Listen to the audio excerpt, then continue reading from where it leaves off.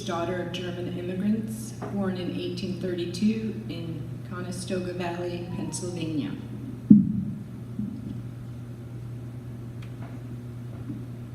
This is the introduction. I hear the tread of pioneers of nations yet to be, the first low wash of waves where soon shall roll a human sea. The rudiments of empire here are plastic yet and warm. The chaos of a mighty world is rounding into form.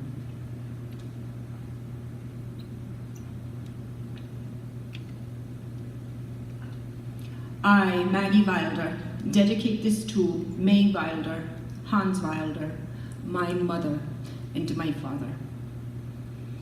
There is no need to remember them that went ahead. I will always know them and cannot forget, so need not have to remember. Always they are there in the air around me, in the leaves and grass, in the hair standing up on the horses' backs. Here they are in my words.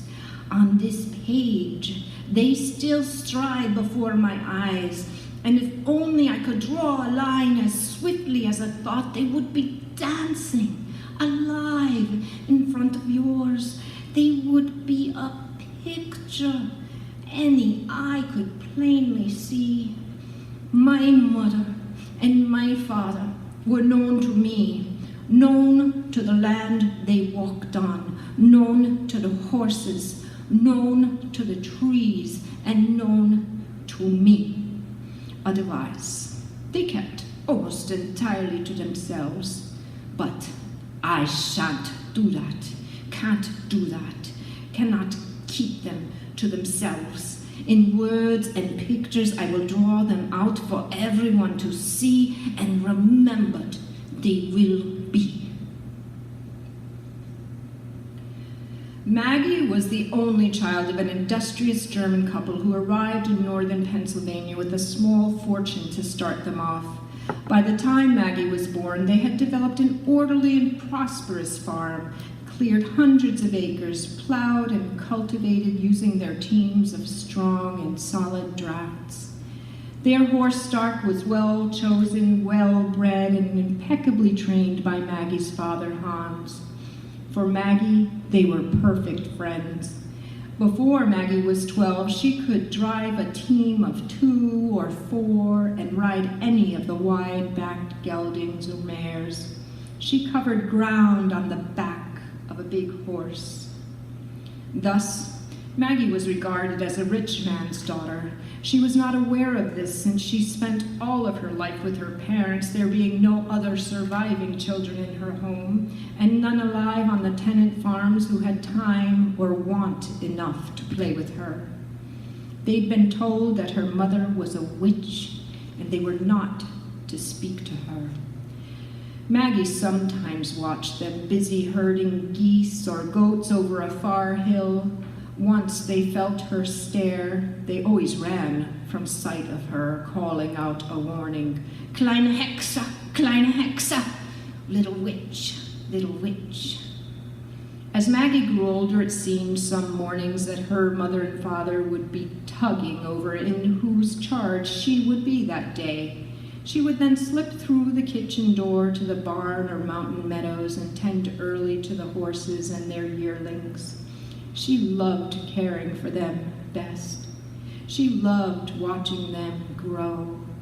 They seemed to know everything they needed, to move, to run, to dance, to eat, without ever having to be lectured or talked to or told. They were nearly born standing. She had watched every one of them do so without the help of any telling. And this is her mother, May, who they called her a witch because of her psychic abilities and her herbal healing skills. And this is an example of how she dreamed. Dreaming people. What happened to May over time could not be known for certain, but it is true that many who saw her considered her a sort of evil. She looked straight through anyone she set eyes on. She could see where their concerns lay by mere turns and lines of eyes, nose, mouth. She could diagnose an illness or a sickness because she saw through skin into bones. It was uncanny, blasphemous, or so she heard, though she had no understanding of the word. They called her this and such, secretly thinking her a witch. Some thought her cursed. The sentiments did not die easily from one county, country, continent to the next. Even unspoken, she felt them.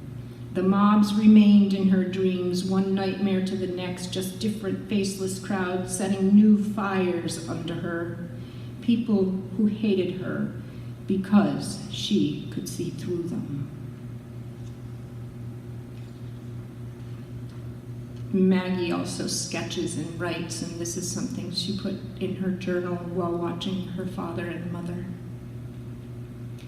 She saw grooves in his fingertips, worn deep with friction, with decades of dirt and years of digging. She saw the grooves in his fingers, remembered his way with things, saw the grooves in his forehead from years of thinking hard and long in everything, remembering her father, stroking her mother's hair. She watched it burnt white with years of sun. She watched it go gray with years of living. She watched it fade from gold to silver brittle overnight in their fingers.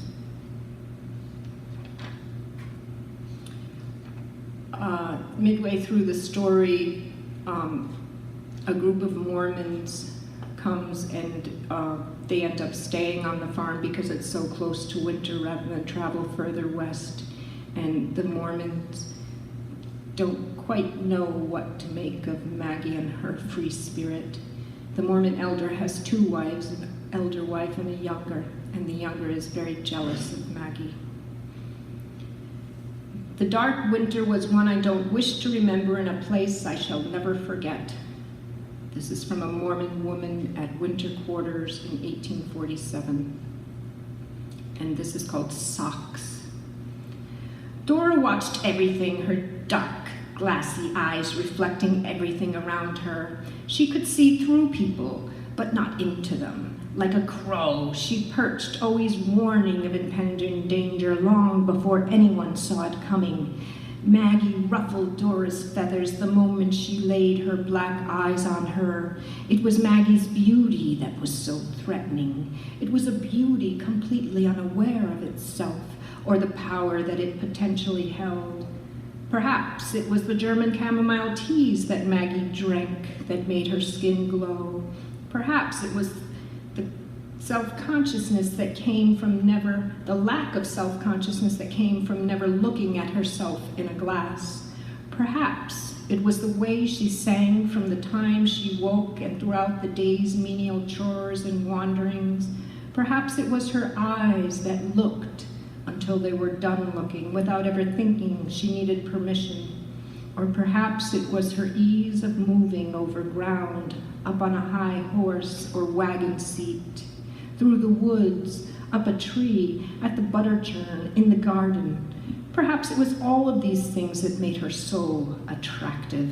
But Dora knew, truly, it was the girl's eyes. She knew her husband could not even look into them without blushing to his brows, giving himself away, though he continually pretended his attentions went unnoticed. She knew what was beautiful. She also knew that she herself was not. But the walls that she closed in around her against the suffocating winter protected her little against the blossoming she would bear witness to that spring. She knew the girl would further bloom and blood would begin to rise, and those blue eyes would continue to melt men. The madness took over till she could not put her head down to a full night's sleep in that cabin, in that bed, in that valley anymore. Each night's sleep came shorter and more frequently disturbed by the waking, ravenous child within her and her own haunting dreams. No, She could not rely on sleep, and she could not rely on him. She felt him pull away as she shrank and her belly grew, and she knew it was just a matter of time before he would turn against her. Dora dreaded it, and so planned her escape, back to the civilized life she once had, back to safe traditions, back to embroidering. So she planned it in the middle of the night, while quietly knitting extra warm socks for her journey. She would not rely on him or anyone to get her there. She would not rely on that monstrous wagon. She would walk back there herself on her own 2 feet, carrying her own precious baby. She would walk, but she would not wear out her feet, waiting for the ground to thaw. That long month before spring, she knit 27 pairs of socks before she stopped.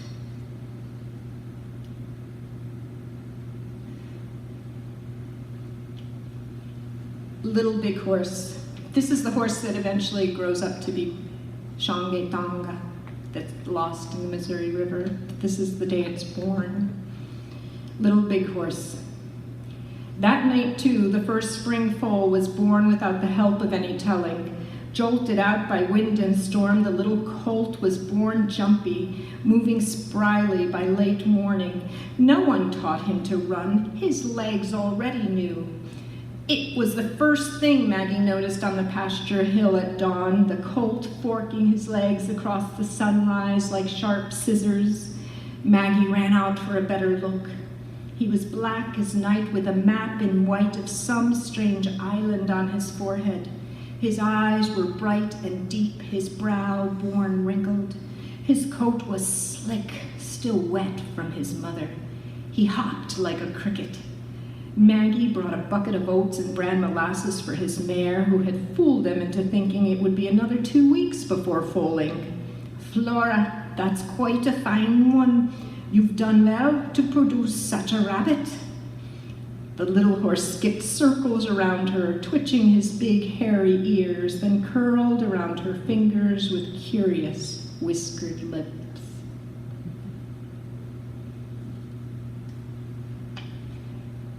And behind the Mormons on the trail west comes a trader, and he is carrying cholera.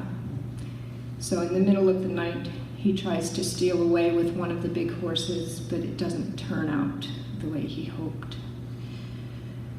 Trader run. They were surprised in the morning to find the wind had taken more than branches, more than leaves fell away, more than meals and stories had been passed around the campfire night before. The trader slipped away in the dark, coughing all the way. He sent his horse forward at a gallop for as long as the mare was able, the wind at their backs chasing them fast. He took his chance. He had a firm hold of the thick rope that led Gunther, who cantered willingly alongside the filly. But something had a hold of him, something deep in his gut he could not shake. He felt the chilly hand that gripped his innards, forcing him again to stop. He did not take time to firmly tie the horses, looping their lines quick over a thick branch. He raced against his own body. His stomach heaved, his bowels let loose, and Francois Dulac emptied himself dry, died, doubled over, choked on his own puke, sprawled in the woods with his pants down, the smell worse than skunk. The mare reared up and ran fast away from him. The wind chased her south, and Gunther ran back towards his barn, homing instincts taking over. And then as cholera travels through Maggie's home, they take different actions to rid themselves of it. And this is Maggie's poem that she wrote. Papa burned the outhouse. He made a fire of the cholera. Out in the middle of night, he stood naked of trousers. His nightshirt hung round his shivering knees. Trembling like a child, He watched the fire eat his pants and make a torch of the outhouse. The stench was horrible. I could taste it on my tongue. Had to turn away. I could not help it. And she loses her mother, May. May held her head up for as long as she could to teach Maggie, and Maggie listened. But Maggie sometimes cried as the water boiled and her mother poured herself out. Maggie May, my flower, I've been rambling to you since the day you were born about all the discoveries and knowings and wise things they say, and you're the only one who'd ever listened without thinking me strange. In this new world, so near to wilderness, in this here valley, we are the only ones like us. And I think to myself that you're all that really ever mattered on this whole mountain and this whole world to me. And those that don't listen and haven't a mind nor the ear for it, I'm hoping in all my heart, blood, and bones that you have been truly listening, my dear.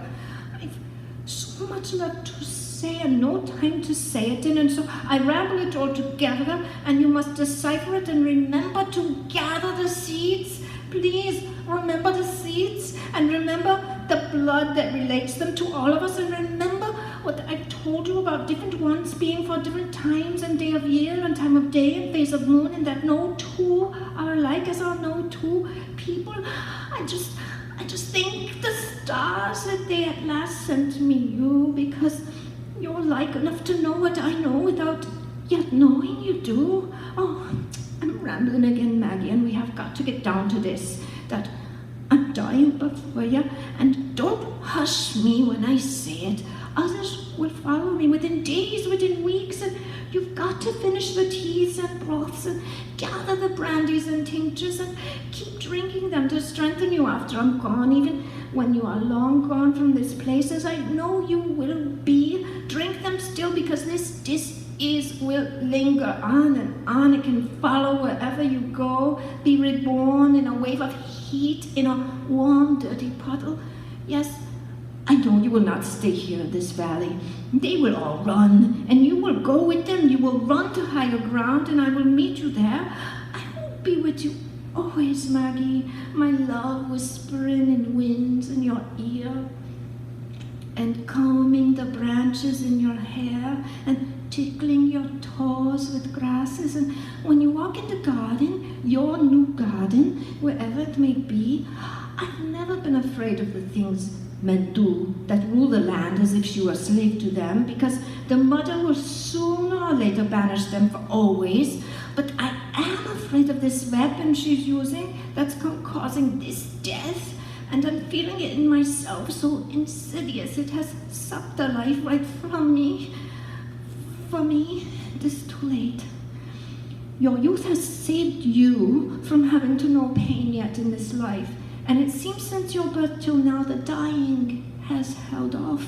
The colts and fillies kept coming, wobbly but strong. And it's been a lovely life, so full with you, without plague or disasters caving in.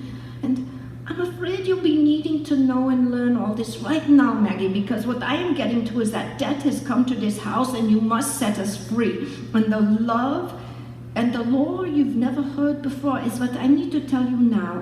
Are you following me, dear? It's what to do when someone dies.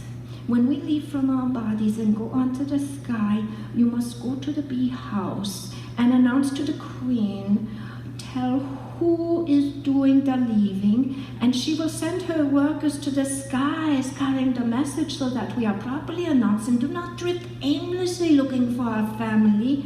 I want you to tell the bees then, Maggie, that it's me that's leaving, May Wilder, and tell them to guide me to you, Maggie, to the skies that surround you. For the rest of your life in this garden of ours, the bees will tend your gardens beside me. Will you do that for me, my flower? Will you tell the bees when we move on? And Maggie, if a bee lights upon you to get a close listen, you'll know that your tomorrows will be filled with good fortune. It is a sign. So don't fear life before you, my daughter. Don't fear what you don't know. No, there's a wilderness out there, mountains and rivers, prairie flowers, bees, and honey.